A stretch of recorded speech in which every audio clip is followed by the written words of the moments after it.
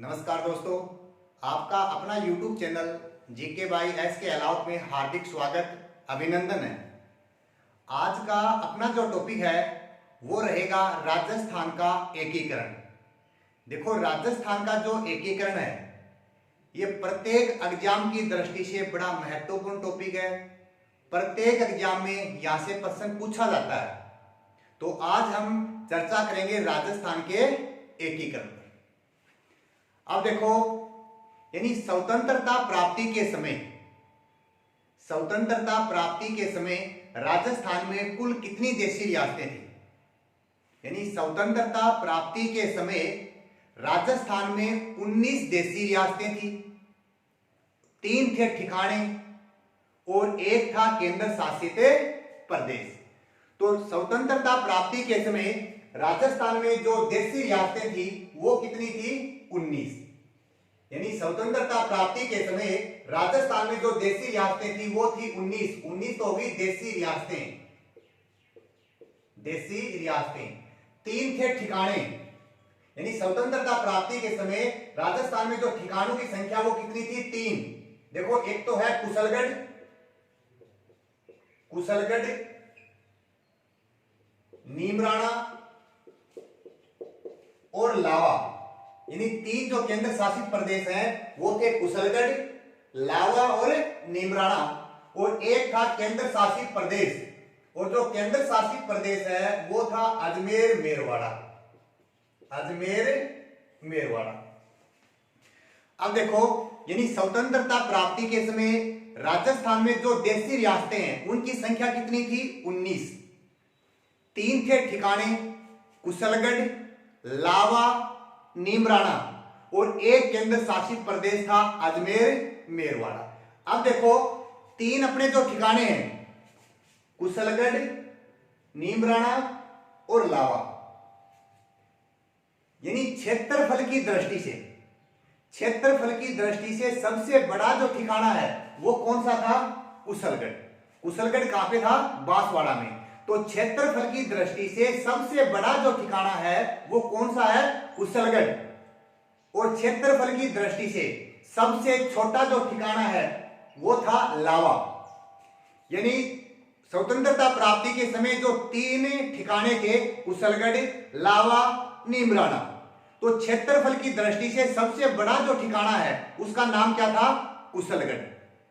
क्षेत्रफल की दृष्टि से सबसे छोटा जो ठिकाना है उसका नाम क्या था? लावा। अब देखो, जिस समय राजस्थान का एकीकरण हुआ उस समय ये जो 3 ठिकाने हैं इनके जो शासक हैं वो कौन कौन थे? जैसे नीमराणा, और नीमराणा का शासक था राजेंद्र सिंह।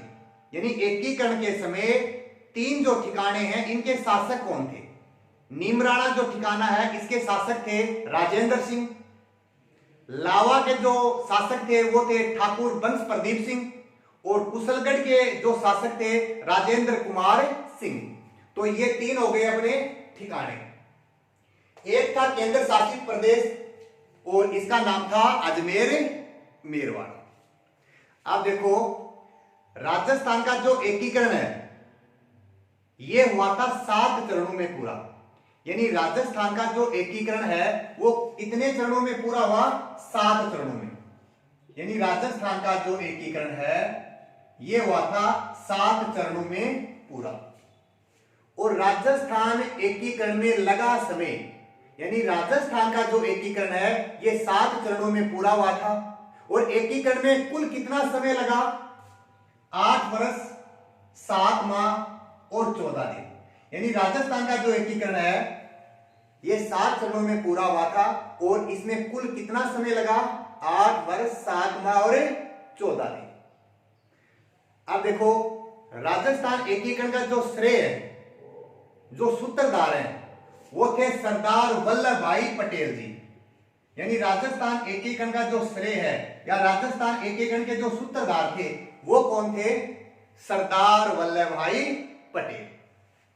अब देखो, एक बार थोड़ी सी इस पे चर्चा करते हैं कि जो सरदार वल्लभ भाई पटेल हैं, जो अपने राजस्थान एकीकरण के जो सूत्रधार थे सरदार वल्लभ भाई पटेल जी, ये भारत के पहले गृह मंत्री थे।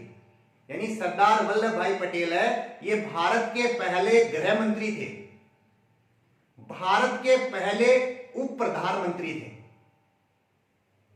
इनका जो जन्मदिन है वो राष्ट्रीय एकता दिवस के रूप में मनाया जाता है। और सरदार वल्लभ भाई जो पटेल है, इनकी जो तुलना है वो किसके साथ की जाती है? जर्मनी एकीकरण के जो सूत्रधार थे बिस्मार्क। ये ध्यान रखना है कि सरदार वल्लभ भाई पटेल की जो तुलना है वो किसके साथ की जाती है? बिस्मार्क के साथ। और ये बिस्मार्क कौन थे? जर्मनी एकीकरण के सूत्रधार। तो जर्मनी एकीकरण के जो सूत्रधार है बिस्मार्क, और अपने पटेल जी की जो तुलना है, सरदार वल्लभ भाई पटेल की जो तुलना है वो किसके साथ की जाती है? बिस्मार्क के साथ। अब देखो, सरदार वल्लभ भाई पटेल की जो मूर्ति है, विश्व की सबसे ऊंची जो मूर्ति है वो किनकी है? सरदार वल्लभ भाई पटेल की। यानी सरदार वल्लभ भाई जो पटेल है, इनकी जो मूर्ति है ये बड़ोदरा के पास नर्मदा जिले में स्थित है। और इसकी जो मूर्ति है उसकी जो ऊंचाई है वो है 182 मीटर। यानी विश्व की सबसे ऊंची जो मूर्ति है वो किनकी है? सरदार वल्लभ भाई पटेल, स्टैच्यू ऑफ यूनिटी, जो बड़ोदरा के पास नर्मदा जिले में स्थित है। और इस मूर्ति की जो ऊंचाई है वो कितनी है? 182 मीटर है, जो विश्व की सबसे ऊंची मूर्ति है। अब देखो, यानी राजस्थान का जो एकीकरण है ये 7 चरणों में पूरा हुआ। और इस एकीकरण में कुल कितना समय लगा? 8 वर्ष 7 माह 14 दिन। स्वतंत्रता प्राप्ति के समय कुल कितनी रियासतें थी? 19। ठिकाने कितने थे? 3, कुशलगढ़, लावा, नीमराणा। क्षेत्रफल की दृष्टि से सबसे बड़ा जो ठिकाना वो कौन सा था? कुशलगढ़। और क्षेत्रफल की दृष्टि से सबसे छोटा जो ठिकाना है वो कौन सा था? लावा। तो ये तो सामान्य सी बात है। अब पढ़ते हैं राजस्थान के 7 चरण। यानी राजस्थान का जो एकीकरण है वो जो 7 चरणों में पूरा हुआ। अब इसको विधिवत रूप से स्टेप बाय स्टेप प्रत्येक चरण को पढ़ते चलेंगे। अब देखो, प्रथम चरण, राजस्थान एकीकरण का जो पहला चरण है, प्रथम चरण। अब देखो, यानी राजस्थान एकीकरण का जो पहला चरण है इसका नाम क्या था? यानी प्रथम चरण का जो नाम है वो था मत्स्य संघ। मत्स्य संघ। देखो, प्रथम जो चरण है इसका नाम क्या है? मत्स्य संघ। और प्रथम चरण का जो गठन है, यानी राजस्थान एकीकरण का जो पहला चरण है इसका जो गठन है ये कब हुआ था? 18 मार्च 1948। प्रथम चरण के जो उद्घाटनकर्ता वो थे एन.वी. गाडगिल, जो केंद्रीय विद्युत और खनिज मंत्री थे, एन.वी. गाडगिल। अब देखो, यानी राजस्थान एकीकरण का जो पहला चरण है उसका नाम क्या है? मत्स्य संघ। अब देखो, प्रथम जो चरण है इसको ये मत्स्य संघ नाम किसने दिया था? भाई, राजस्थान एकीकरण का जो पहला चरण है इसको ये मत्स्य संघ नाम किसने दिया था? ये नाम ये दिया था के.एम. मुंशी। ध्यान रखना है कि राजस्थान एकीकरण का जो पहला चरण है इसको मत्स्य संघ नाम किसने दिया? के.एम. मुंशी, कन्हैया लाल माणिक्यलाल मुंशी। यानी प्रथम जो चरण है इसको मत्स्य संघ नाम किसने दिया? के.एम. मुंशी। अब देखो, अपने एकीकरण का जो पहला चरण है, जो मत्स्य संघ, जिसका गठन हुआ था 18 मार्च 1948 को, और इनके उद्घाटन करता है वो थे एन.वी. गाडगिल, नरहरि विष्णुदास गाडगिल। देखो, मत्स्य संघ का जो उद्घाटन है ये अपने राजस्थान का जो लोहागढ़ किला है भरतपुर के अंदर, यानी मत्स्य संघ का जो उद्घाटन है वो हुआ था लोहागढ़ के किले में। देखो, लोहागढ़ का जो किला है जो राजस्थान का एकमात्र अजय दुर्ग है, जिसका मुख्य दरवाजा जो लोहिया दरवाजा है, जो दिल्ली के लाल किले से उतार कर लाया गया था, जिसके संबंध में कहा गया है 8 फिरंगी 9 गोरा लड़े जाट का 2 छोरा। ये वो ही लोहागढ़ का किला है और इस लोहागढ़ के किले में राजस्थान एकीकरण के कौन से चरण का उद्घाटन किया गया? प्रथम चरण का, यानी मत्स्य संघ का जो उद्घाटन है वो कौन से किले में किया गया? लोहागढ़ किले में।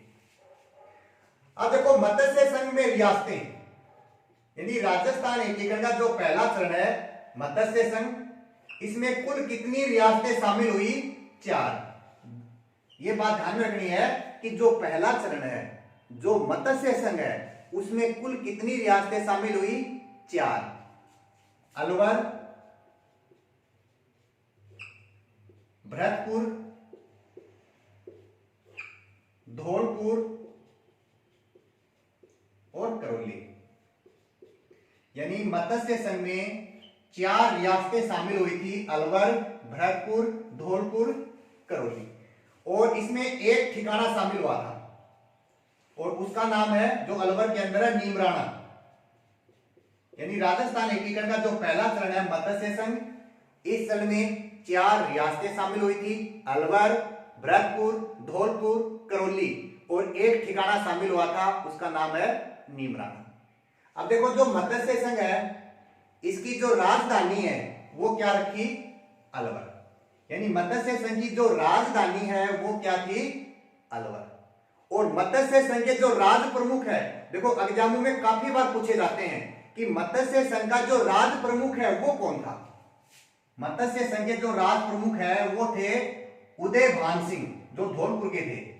यानी मत्स्य संघ के जो राज प्रमुख है वो कौन थे? उदयभान सिंह। और उदयभान सिंह जी कहां के थे? धौलपुर के। और मत्स्य संघ के जो प्रधानमंत्री हैं वो थे शोभाराम कुमावत, शोभाराम कुमावत, और ये कहां के थे? अलवर के। तो ये हो गया अपना पहला चरण। यानी राजस्थान एकीकरण है वो 7 चरणों में पूरा हुआ था और इसका जो पहला चरण है यानी प्रथम चरण का नाम क्या था? मत्स्य संघ। ये नाम किसने दिया? के.एम. मुंशी ने। गठन कब हुआ? 18 मार्च 1948 को। उद्घाटनकर्ता कौन थे? एन.वी. गाडगिल। मत्स्य संघ का उद्घाटन कौन से किले में किया गया? लोहागढ़ किले में। मत्स्य संघ में कितनी रियासतें शामिल हुई? 4, अलवर, भरतपुर, धौलपुर, करौली, और सर्वप्रथम सम्मिलित होने वाली जो रियासत है वो थी अलवर। इसकी जो राजधानी है वो क्या थी? अलवर। मत्स्य संघ के राज प्रमुख उदयभान सिंह और प्रधानमंत्री शोभाराम कुमावत। तो ये तो हो गया अपना पहला चरण। अब देखो दूसरा चरण, यानी राजस्थान एकीकरण का जो दूसरा चरण है, दूसरा चरण यानी राजस्थान एकीकरण का जो दूसरा चरण है इसका नाम क्या था? राजस्थान संघ या पूर्व राजस्थान संघ। यानी राजस्थान एकीकरण का जो दूसरा चरण है और इस चरण का नाम क्या था? राजस्थान संघ या पूर्व राजस्थान। अब देखो राजस्थान जो शब्द है इसका सर्वप्रथम प्रयोग एकीकरण के दूसरे चरण में किया गया था। मान लो क्वेश्चन ये पूछ ले कि राजस्थान शब्द का सर्वप्रथम प्रयोग एकीकरण के कौन से चरण में किया गया? दूसरे चरण में। और नाम क्या था? राजस्थान संघ या पूर्व राजस्थान। और दूसरा जो चरण है इसका जो गठन है वो कब किया गया? यानी राजस्थान एकीकरण के दूसरे चरण का जो गठन है ये कब किया गया? 25 मार्च 1948 को। देखो इन गठनों की डेट याद रखनी है कि एकीकरण का जो दूसरा चरण है इसका जो गठन है वो कब किया गया? 25 मार्च 1948। और दूसरे चरण के भी उद्घाटनकर्ता कौन थे? एन.वी. गाडगिल। गाडगिल। पहला चरण यानी मत्स्य संघ और दूसरा चरण, इन दोनों चरणों के जो उद्घाटनकर्ता हैं वो कौन थे? एन.वी. गाडगिल। अब देखो प्रश्न ये पूछ ले, मान लो कि राजस्थान के कौन से चरण में सर्वाधिक रियासतें शामिल हुई? देखो अपने राजस्थान का जो दूसरा चरण है इसमें सर्वाधिक रियासतें शामिल हुई थी और उन रियासतों की संख्या है 9। यानी जो दूसरा चरण है इसमें सर्वाधिक रियासतें शामिल हुई थी और कितनी 9। और ये 9 रियासतें याद रखने के लिए आपको एक छोटा सा सूत्र याद रखना है।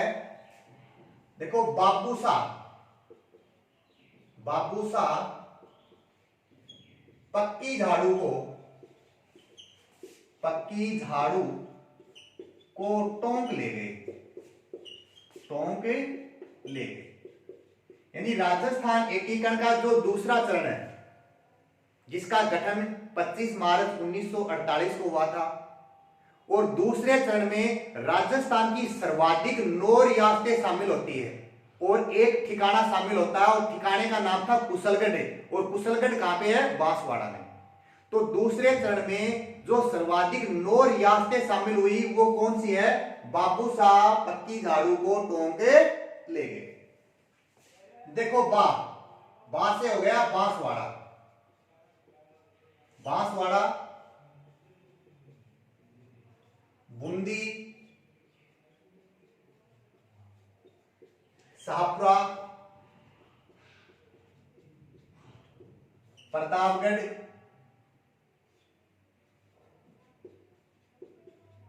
झालावाड़, डूंगरपुर, कोटा, टोंक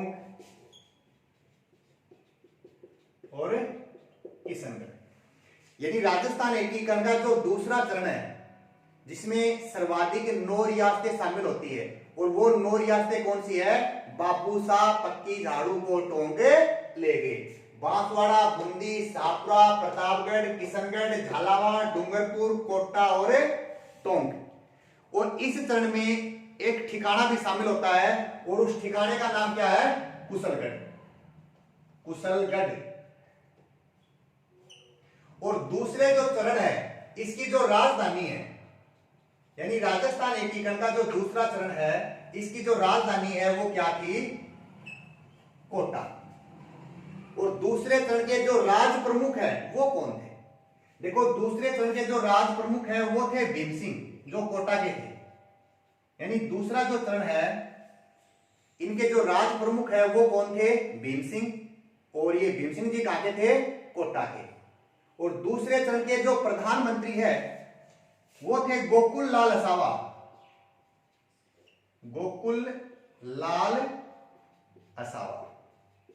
देखो ये याद रखने हैं, एग्जाम में पूछे जाते हैं कि राजस्थान एकीकरण का जो दूसरा चरण है इसके राज प्रमुख कौन थे? भीम सिंह। प्रधानमंत्री कौन थे? गोकुल लाल असावा। और राजधानी क्या रखी दूसरे चरण की? कोटा। अब आपको 2-3 बात और याद रखनी है। देखो शाहपुरा ये राजस्थान की सबसे छोटी रियासत थी। देखो राजस्थान की जो सबसे छोटी रियासत है वो कौन सी थी? शाहपुरा। और शाहपुरा राजस्थान की एकमात्र रियासत थी जिसने सर्वप्रथम उत्तरदायी शासन स्थापित किया और इस समय यहां के शासक कौन थे? राजा सुदर्शन देव। ये बात ध्यान में रखनी है। फिर देखो बांसवाड़ा, काफी बार एग्जाम में पूछा हुआ है कि बांसवाड़ा शासक थे महारावल चंद्रवीर सिंह। यानी बांसवाड़ा के शासक कौन थे? महारावल चंद्रवीर सिंह। और महारावल चंद्रवीर सिंह ने विलय पत्र पर हस्ताक्षर करते हुए क्या कहा कि मैं अपने डेथ वारंट पे हस्ताक्षर कर रहा हूं। काफी बार पूछा हुआ प्रश्न है। और प्रश्न कैसे पूछा जाता है कि मैं अपने डेथ वारंट पे हस्ताक्षर कर रहा हूं, उक्त कथन किसने कहा? ये बांसवाड़ा के जो शासक है महारावल चंद्रवीर सिंह ने कहा था विलय पत्र पर हस्ताक्षर करते हुए कि मैं अपने डेथ वारंट पे हस्ताक्षर कर रहा हूं। फिर देखो झालावाड़, राजस्थान की सबसे नवीनतम जो रियासत है वो कौन सी थी? झालावाड़। यानी ये राजस्थान की सबसे नवीन रियासत थी और राजस्थान की एकमात्र अंग्रेजों के द्वारा गठित रियासत भी कौन सी है? झालावाड़। ध्यान रखना है कि अंग्रेजों के द्वारा गठित रियासत झालावाड़, राजस्थान की सबसे नवीन रियासत झालावाड़, कोटा, ये मुगलों के द्वारा गठित रियासत थी, यानी मुगलों के द्वारा गठित रियासत कौन सी थी? कोटा। टोंक, मुस्लिम रियासत। तो ये 2-3 बात ध्यान में रखनी है कि अंग्रेजों के द्वारा गठित रियासत झालावाड़, मुगलों के द्वारा गठित रियासत कोटा, और मुस्लिम रियासत टोंक, और जाट रियासत भरतपुर और धौलपुर। और ये कोटेशन याद रखनी है कि बांसवाड़ा शासक महारावल चंद्रवीर सिंह ने क्या कहा था विलय पत्र पर हस्ताक्षर करते हुए कि मैं अपने डेथ वारंट पे हस्ताक्षर कर रहा हूं। तो ये हो गया एकीकरण का दूसरा चरण। देखो, राजस्थान एकीकरण का जो दूसरा चरण है उसका नाम क्या था? राजस्थान संघ या पूर्व राजस्थान संघ। और राजस्थान शब्द का सर्वप्रथम जो प्रयोग है वो दूसरे चरण में किया गया था। और इसका गठन कब हुआ? 25 मार्च 1948 को। उद्घाटनकर्ता कौन थे?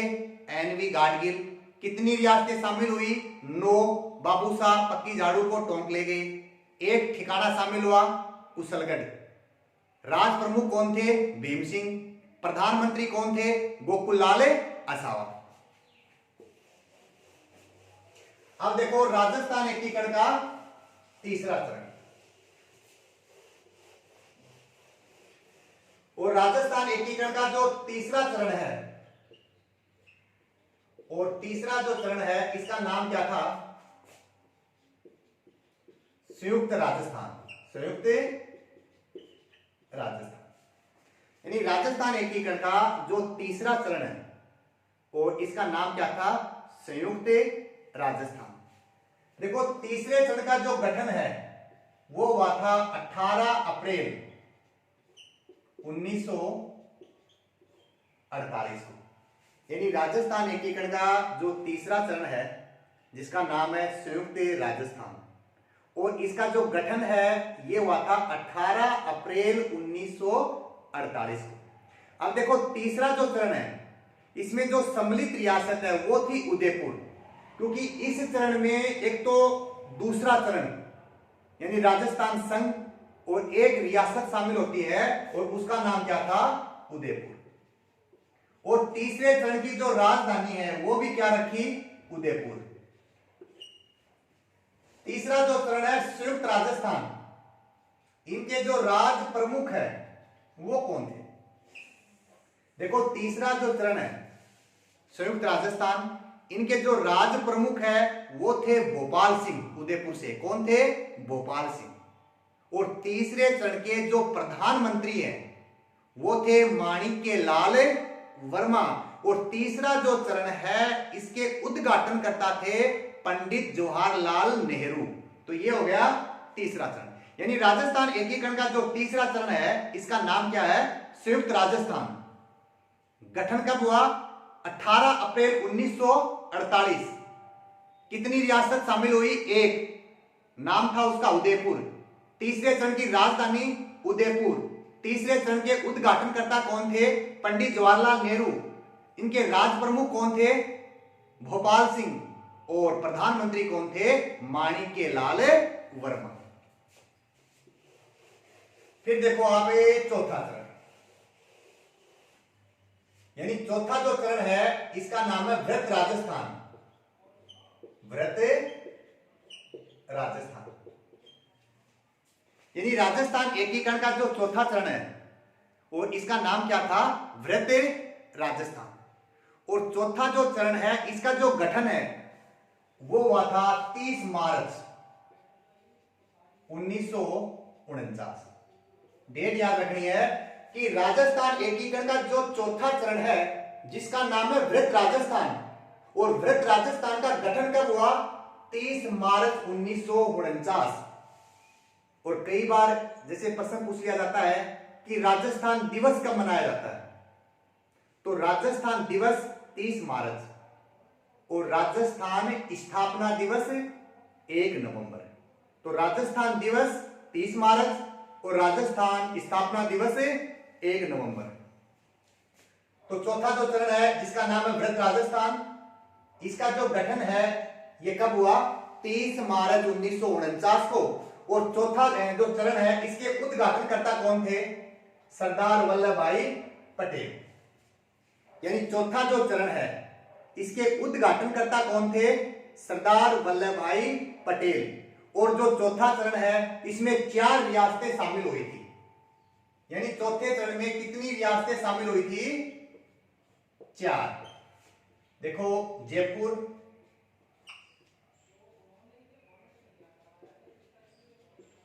जोधपुर, बीकानेर और जैसलमेर। देखो, जो मत्स्य संघ है जिसका उद्घाटन हुआ था लोहागढ़ किले में। दूसरा जो चरण है राजस्थान संघ, उसका उद्घाटन हुआ था कोटा फोर्ट में। और चौथा जो चरण है वृहत राजस्थान, और इसका उद्घाटन सरदार वल्लभ भाई पटेल के द्वारा किया गया था सिटी पैलेस में। और चौथे चरण में कुल कितनी रियासतें शामिल हुई? 4। जयपुर, जोधपुर, बीकानेर, जैसलमेर। और चौथे चरण का जो राज प्रमुख है, देखो चौथा जो चरण है इसके जो राज प्रमुख है वो थे मानसिंह दित्ते, जयपुर के मानसिंह दित्ते। चौथे चरण के महाराज प्रमुख, देखो चौथा जो चरण है वृहत राजस्थान, इसके जो राज प्रमुख है वो तो कौन थे? मानसिंह दित्ते। और महाराज प्रमुख कौन थे? भोपाल सिंह, उदयपुर वाले भोपाल सिंह। वृहत राजस्थान यानी चौथे चरण के उपराज प्रमुख थे भीम सिंह। और इस चरण के जो प्रधानमंत्री हैं वो थे हीरा लाल शास्त्री। काफी इंपॉर्टेंट है, ध्यान रखने हैं कि जो चौथा चरण है और चौथे चरण का नाम क्या है? वृहत राजस्थान। चौथे चरण का गठन कब हुआ? 30 मार्च 1949 को। और वृहत राजस्थान के उद्घाटनकर्ता कौन थे? सरदार वल्लभ भाई पटेल। चौथे चरण में कुल कितनी रियासतें शामिल हुई? 4। जयपुर, जोधपुर, बीकानेर, जैसलमेर। और चौथे चरण के जो राज प्रमुख हैं वो कौन थे? मानसिंह दित्ते। चौथे चरण के महाराज प्रमुख कौन थे? भोपाल सिंह। उपराज प्रमुख कौन थे? भीम सिंह। और चौथे चरण यानी वृहत राजस्थान के जो प्रधानमंत्री हैं वो कौन थे? हीरालाल शास्त्री। अब देखो चौथा जो चरण है इस चरण की जो राजधानी है वो क्या थी? वो थी जयपुर। यानी चौथा जो चरण है इसकी जो राजधानी है वो क्या रखी गई थी? जयपुर। अब देखो, एक समिति का नाम याद रखना है और समिति का नाम है पी सत्यनारायण राव समिति। और ये जो पी सत्यनारायण राव समिति है इसके तहत क्या हुआ? जयपुर को राजस्थान की राजधानी बनाया गया। काफी बार पूछा जाता है कि कौन सी समिति के तहत जयपुर को राजस्थान की राजधानी बनाया गया? तो पी सत्यनारायण राव समिति के तहत जयपुर को राजस्थान की राजधानी, जोधपुर को हाई कोर्ट, बीकानेर को शिक्षा विभाग, उदयपुर को खनिज विभाग और भरतपुर को कृषि विभाग बनाया गया था। और ये पी सत्यनारायण राव जो समिति है इसमें 3 सदस्य थे। एक तो सत्यनारायण राव, शिवनाथन और वी के गुप्ता। यानी जो पी सत्यनारायण राव समिति है इसमें कुल कितने सदस्य थे? 3। सत्यनारायण, विश्वनाथन और वी के गुप्ता। और ये पी सत्यनारायण राव जो समिति है इसके तहत क्या होता है? जयपुर को राजस्थान की राजधानी, जोधपुर को हाई कोर्ट, बीकानेर को शिक्षा विभाग और उदयपुर को खनिज विभाग और भरतपुर को कृषि विभाग बनाया गया था। फिर देखो, ये भी काफी बार पूछा हुआ प्रश्न है। देखो, जोधपुर जो रियासत है, कई बार पूछते हैं कि राजस्थान की उस रियासत का नाम बताइए जो राजस्थान में सम्मिलित न होकर के पाकिस्तान में मिलना चाहती थी। तो अपनी जो जोधपुर रियासत है और इसमें यहाँ के शासक थे राजा हनुमंत सिंह। और ये जोधपुर रियासत है, ये राजस्थान में सम्मिलित न होकर के पाकिस्तान में सम्मिलित होना चाहती थी। और उस समय अपने रियासती विभाग के जो सचिव है वो थे वीपी मेनन। देखो, रियासती जो विभाग है इसकी स्थापना की गई थी जुलाई 1947 को। और जो रियासती विभाग है इसके जो अध्यक्ष हैं वो थे सरदार वल्लभ भाई पटेल। और रियासती विभाग के जो सचिव हैं वो थे वीपी मेनन। और वीपी मेनन के प्रयासों से क्या होता है कि जोधपुर रियासत को राजस्थान में सम्मिलित कर लिया जाता है। और तब जोधपुर शासक हनुमंत सिंह ने कहा था कि आज स्वतंत्रता दिवस नहीं बल्कि शोक दिवस है। काफी इंपॉर्टेंट है, याद रखना है कि आज स्वतंत्रता दिवस नहीं बल्कि शोक दिवस है। यह कथन किसने कहा? राजा हनुमंत सिंह ने। और किस रियासत के शासक थे ये? जोधपुर के। और ये एकमात्र रियासत है जो राजस्थान में न मिलकर के पाकिस्तान में मिलना चाहती है। तो ये हो गया अपना राजस्थान एकीकरण का चौथा चरण। और इस समय जो वृहत राजस्थान है इसको रखा गया था 20 रेड। अब देखो, हमने पढ़े अब तक 4 चरण। और ये जो 4 चरण है अब इनकी एक बार तुलना कर लो ताकि जल्दी याद हो जाए। देखो, प्रथम चरण, दूसरा चरण, तीसरा चरण और चौथा चरण।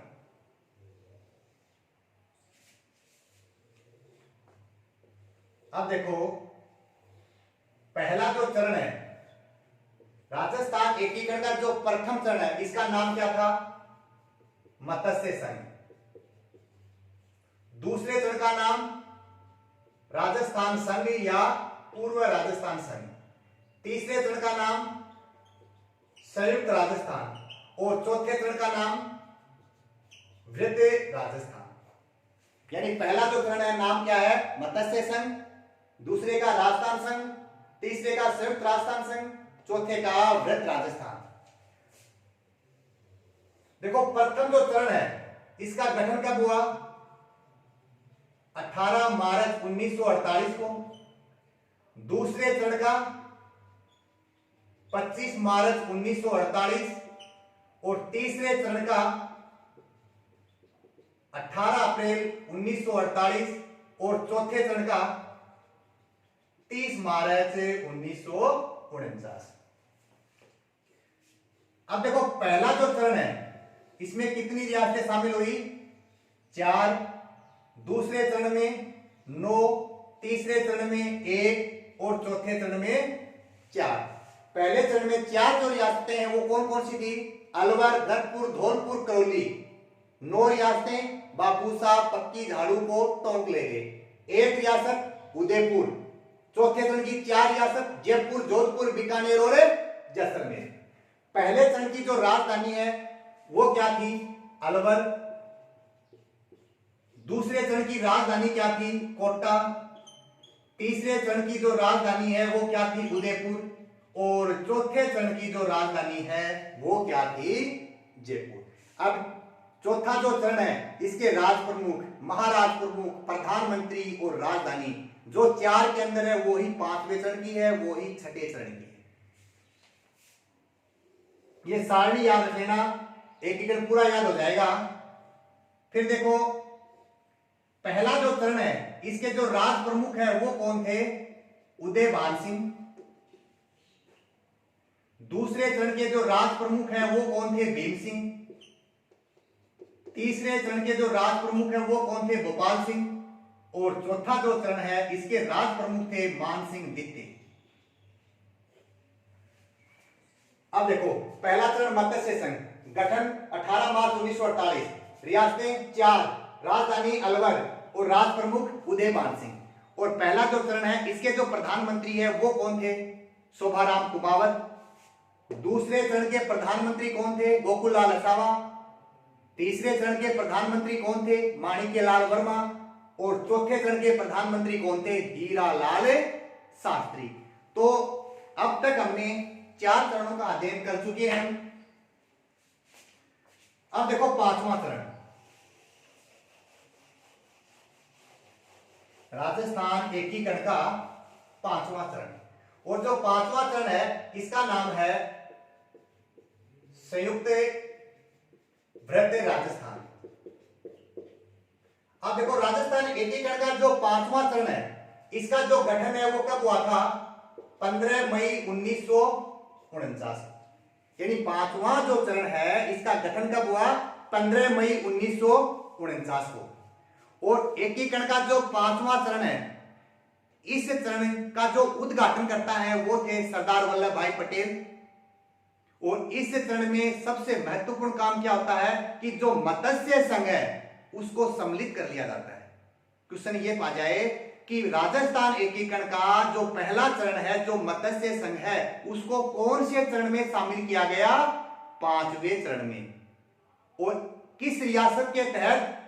शंकरराव देव समिति, सॉरी किस समिति के तहत? शंकरराव देव समिति के तहत। देखो राजस्थान एकीकरण का जो पहला चरण है जो मत्स्य संघ है और उस मत्स्य संघ को शंकरराव देव समिति के तहत पांचवें चरण में शामिल किया गया था।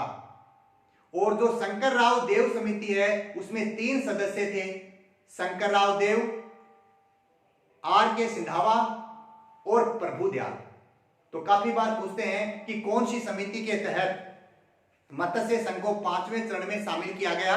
तो समिति का नाम क्या है? शंकरराव देव समिति के तहत।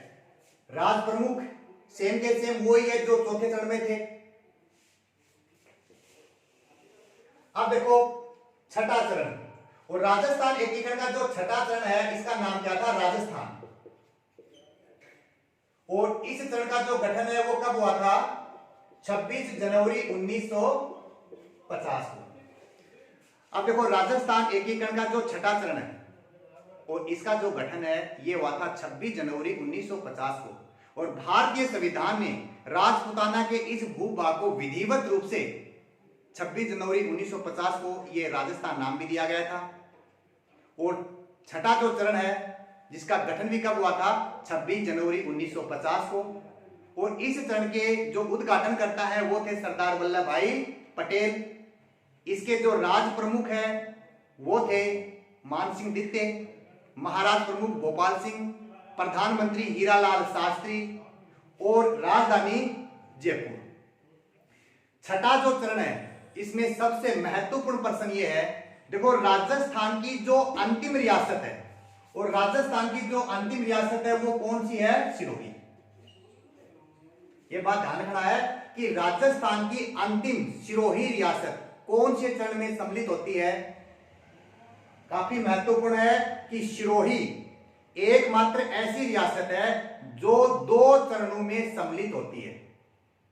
अब मैटर क्या था कि सरदार वल्लभ भाई पटेल जी सिरोही को गुजरात में सम्मिलित करना चाहते थे, लेकिन हीरालाल शास्त्री जी ने एक चिट्ठी लिखी कि सिरोही का अर्थ है गोकुल भाई, और यदि गोकुल भाई नहीं है तो हम राजस्थान को गोकुल भाई के बगैर नहीं चला सकते। तब सरदार वल्लभ भाई पटेल ने क्या किया कि जो सिरोही रियासत है इसकी 2 तहसीलें, एक तो आबू और दूसरी देलवाड़ा, यानी आबू और देलवाड़ा जो पर्यटन की दृष्टि से काफी महत्वपूर्ण थी उनको तो कहां मिला दे दिया? गुजरात में। और बाकी जो सिरोही है उसको कौन से चरण में सम्मिलित किया गया? छठे चरण में। तो ध्यान रखना है कि राजस्थान एकीकरण के छठे चरण में सिरोही रियासत की 2 तहसीलों को छोड़ करके, आबू और देलवाड़ा को छोड़ करके सिरोही को कौन से चरण में सम्मिलित किया गया? छठे चरण में। और आबू और देलवाड़ा जो तहसीलें हैं इनको किसमें सम्मिलित किया गया? 7वें चरण में। अब देखो राजस्थान एकीकरण का जो अंतिम चरण है, जो वर्तमान राजस्थान जो 7वां चरण है, इसका जो गठन है वो कब हुआ था? 1 नवंबर 1956। देखो अब यानी राजस्थान एकीकरण का जो अंतिम चरण है, जो 7वां चरण है, और इसका गठन कब हुआ? 1 नवंबर 1956 को। देखो 30 मार्च को तो मनाया जाता है राजस्थान दिवस और 1 नवंबर को मनाया जाता है राजस्थान स्थापना दिवस। और जो 7वां चरण है वर्तमान राजस्थान, उसका गठन कब हुआ? 1 नवंबर 1956 को। देखो, एक समिति का नाम है भारत सरकार द्वारा गठित राज्य पुनर्गठन आयोग, यानी राज्य पुनर्गठन आयोग, जिसके अध्यक्ष थे फैजल अली। और राज्य पुनर्गठन आयोग की सिफारिश पर आबू और देलवाड़ा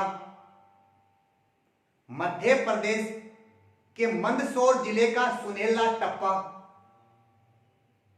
और एकमात्र केंद्र शासित प्रदेश अजमेर मेरवाड़ा को 7वें चरण में शामिल किया गया। याद रखना है कि राज्य पुनर्गठन आयोग की सिफारिश पर आबू व देलवाड़ा मध्य प्रदेश के मंदसौर जिले का सुनेला टप्पा और एकमात्र केंद्र शासित प्रदेश अजमेर मेरवाड़ा को कौन से चरण में शामिल किया गया? 7वें चरण में। और अपने झालावाड़ जो रियासत है उसका सिरोंज जो क्षेत्र है वो एमपी को दे दिया गया था।